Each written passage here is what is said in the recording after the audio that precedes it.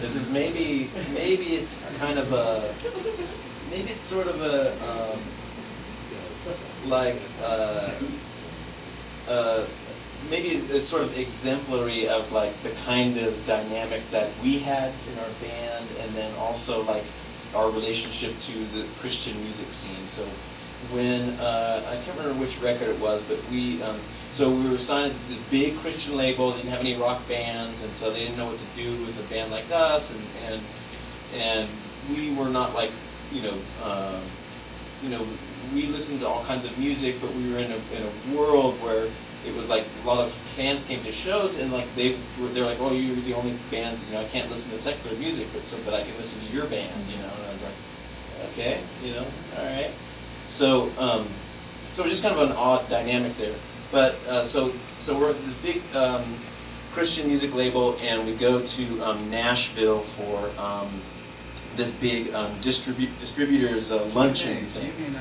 Yeah.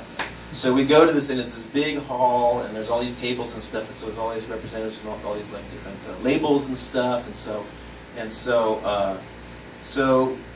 it's this very kind of, not formal, but it's just kind of like a, it's very kind of, everything's very neat and everything's cool. And so for some reason that day, probably because I just like to throw wrenches and things, and so I wore my most kind of outrageous outfit to the thing, which was like, I had like a Star Wars t-shirt and like a brown vinyl jacket and some brown like corduroy flared pants and stuff, and some barrettes in my hair or something.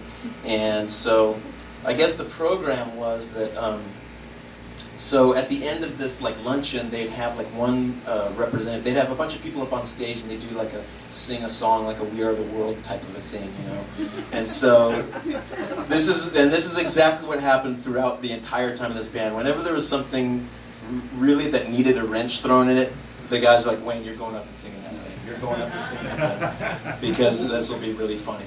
So I got to kind of be there, the kind of live vicariously through my danger.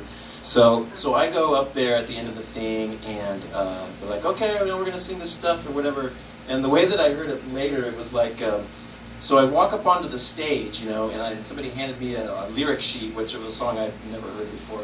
But I'm like looking at the lyric sheet, and I'm like, I don't know. And then I just saw like all these people out in the audience kind of go like,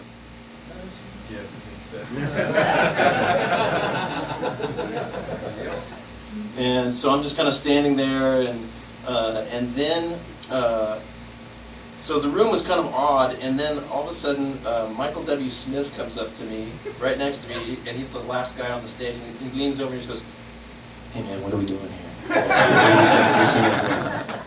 I'm like, I don't know, man, we just got this thing, I don't know, we're singing this thing. Oh, okay, cool. And then I just saw a whole other round of people going, oh,